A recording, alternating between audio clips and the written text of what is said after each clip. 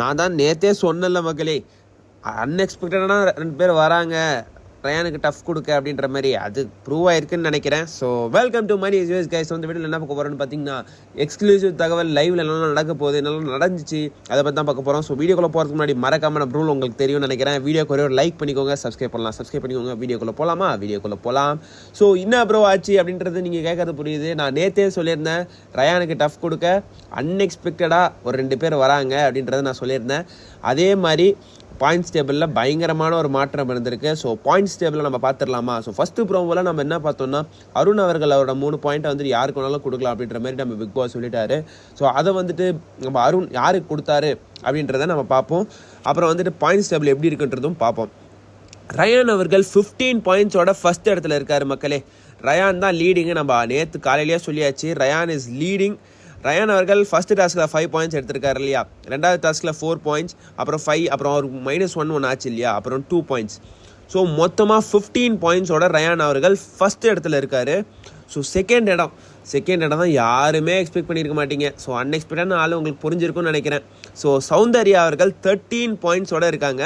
So இங்கே என்ன நம்ம பார்க்க வேண்டியது இருக்குன்னா, நம்ம பவித்ரா, விஷால், அருண் அவர்கள் பாயிண்ட்ஸ் எல்லாருமே ஸ்ப்ளிட் ஆகியிருக்கு.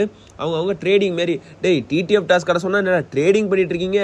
ஏன்டா உங்களை டிடிஎஃப் டாஸ்க்கு இந்த மாதிரி ஒஸ்தான டிடிஎஃப் டாஸ்க் நான் எங்கேயும் பார்த்தது இல்லை மக்களே. அவ்வளோ குழப்பம் பாயிண்ட்ஸில், இங்கே கொடுக்கறது அங்கே கொடுக்கறது, -1 பண்ணுறது, அது பண்ணுறது, இது பண்ணுறது. ஏன்டா எந்த சீசன்லையுமே இந்த மாதிரி இருந்தது இல்லையாடா அப்படின்ற மாதிரி தான் இருக்குது. நீங்கள் ஜெயிச்சிங்கன்னா 7 பாயிண்ட்டு, தோத்திங்கன்னா 2வது வந்தீங்கன்னா 6 பாயிண்ட்டு, 3வது வந்தீங்கன்னா 5 பாயிண்ட், அப்படி தானே இருக்கும். ஏன்னா ட்ரேடிங் மாரி விளையாட்டுருக்கீங்க அப்படின்ற மாதிரி தான் இருக்குது. ஸோ ரொம்ப ஒஸ்ட்டாக பண்ணிகிட்டு இருக்கானுங்க.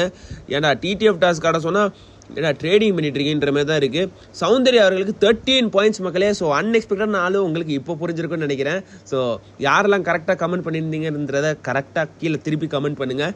ஸோ வேறு மாதிரி I give a like over there. சௌந்தர்யாவுக்கு 13 பாயிண்ட்ஸ் எப்படி ப்ரோ வந்துச்சு அப்படின்றதும் நீங்கள் கேட்கறது புரியுது. சௌந்தர்யா 13 பாயிண்ட்ஸ் எப்படி வந்துச்சுன்னு பார்த்தீங்கன்னா, நம்ம 9 பாயிண்ட்ஸ் வந்துட்டு நம்ம விஷால் அவர்கள் 6 பாயிண்ட் வச்சுருந்தாரு இல்லையா, அதை வந்துட்டு சௌந்தர்யா கொடுத்துட்டாருன்னு நினைக்கிறேன். அப்புறம் லைக் வந்துட்டு அருண் அவர்கள் 3 பாயிண்ட்டையும் கொடுத்துட்டாருன்னு நினைக்கிறேன். ஸோ சௌந்தர்யா அவர்கள் 9 + 4 13 பாயிண்ட்ஸ் வந்து செகண்ட் பிளேஸில் இருக்காங்க. தேர்ட் பிளேஸில் நம்ம மஞ்சரி அவர்கள் இருக்காங்க. ஸோ இப்போ புரிஞ்சிருக்கும்னு நினைக்கிறேன். தாசண்ணா இப்போ புரியுதுண்ணா அப்படின்ற மாதிரி நேற்று சொன்னேன் நான். ஸோ அது இப்போ புரிஞ்சிருக்கோம். சௌந்தர்யா அண்ட் மஞ்சரி செகண்ட் பிளேஸில் அப்படியே இருக்காங்க ஒரே பாயிண்ட்ஸோட. மஞ்சரி இஸ் ஆல்சோ 13. ஸோ மஞ்சரியோட பாயிண்ட்ஸ் என்னென்னு பார்த்தீங்கன்னா, ஃபஸ்ட்டு டாஸ்கில் 1, அப்புறம் செகண்ட் டாஸ்கில் 3 பாயிண்ட்ஸ், அந்த பேச்சு போட்டி அந்த டாஸ்கில் வந்து 3 பாயிண்ட்ஸ், அப்புறம் திருப்பி 1 பாயிண்ட்டு, அப்புறம் 7 பாயிண்ட் எங்கேருந்து இப்போ வந்துச்சு அப்படின்றதும் கேட்கறது புரியுது. யார்கிட்டேருந்து ஸ்ப்ளிட் ஆச்சுன்னு தெரியல. அது நீங்கள் லைவ் எபிசோடு பார்த்தா, நம்ம லைவ் பார்த்தா தான் தெரியும். அப்புறம் 1 பாயிண்ட். ஸோ 13 பாயிண்ட்ஸ் மஞ்சரி வச்சுருக்காங்க. முத்து அவர்கள், முத்து எங்கப்பா அப்படின்னு நீங்கள் கேட்கறது புரியுது. முத்து வந்துட்டு 4th பிளேஸுக்கு போயிட்டாரு. முத்து இஸ் ஹேவிங் ஃபஸ்ட்டு இதில் வந்து 5 points, second 5 points and 1 point, like totally 11 points Muthu. Deepak அவர்கள் வந்துட்டு 5, 2, 2, 1. So totally Deepak is having 10 points. அப்புறம் ராணவ் அவர்கள் 5 பாயிண்ட்ஸ் ஃபஸ்ட் எடுத்துருக்காரு. அப்புறம் 2 பாயிண்ட்ஸ், அப்புறம் 2 பாயிண்ட்ஸ், அப்புறம் 1 பாயிண்ட், அப்புறம் -1 ஆகுது. So 9 points. ஸோ இதுதான் வந்துட்டு மக்களே லீடர் போர்டு. ஸோ மற்றவங்களுக்குலாம் பாயிண்ட்ஸே இல்லை. ஏன்டா போங்கடா ஓரமாக போய் உக்காடுங்கன்ற மாதிரி ஆயிடுச்சு.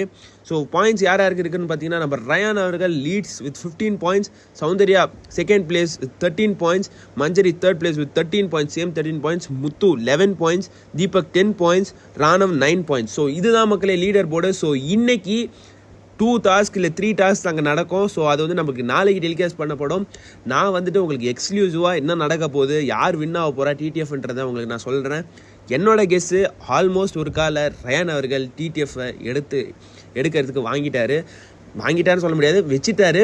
ஸோ மஞ்சரி அவர்கள் அன்எக்ஸ்பெக்டடாக உள்ளே வரலாம். வந்து அந்த டிடிஎஃப்பை அடித்தால் ரயான் அவர்கள் இந்த வாரம் வெளியே வர்றதுக்கு நிறைய சான்ஸ் இருக்குது. ரயான் அல்லது பவித்ரா நிறைய பேருக்கு சான்ஸ் இருக்குது. அருண் சான்ஸ் இருக்குது. ஸோ வந்துட்டு நம்ம வெயிட் பண்ணி பார்ப்போம். இன்றைக்கி டாஸ்க் அங்கே நடக்க போகிற டாஸ்க் தான் வில் பி எ டிசைடர் அப்படின்னு தான் நான் நினைக்கிறேன். ஸோ யார் டிடிஎஃப் ஜெயிக்கணும்னு நினைக்கிறீங்க? அந்த அன்எக்ஸ்பெக்டட் ஆள் யாருன்னு நேற்று யாரெல்லாம் கரெக்டாக கெஸ் பண்ணிங்கன்றதையும் மறக்காமல் கமெண்ட் பண்ணுங்கள். யார் டிடிஎஃப் ஜென்யூனாக டிசர்வ்ட் ஃபார் த டிடிஎஃப்ன்றதையும் மறக்காமல் கமெண்ட் செக்ஷனில் கமெண்ட் பண்ணுங்கள். அடுத்த வீடியோவில் சந்திக்கலாமா? அடுத்த வீடியோவில் சந்திக்கலாம். வீடியோக்கு ஒரு லைக் பண்ணிக்கோங்க, சப்ஸ்கிரைப் பண்ணிக்கோங்க. அடுத்த வீடியோவில் சந்திக்கலாம். நன்றி, வணக்கம்.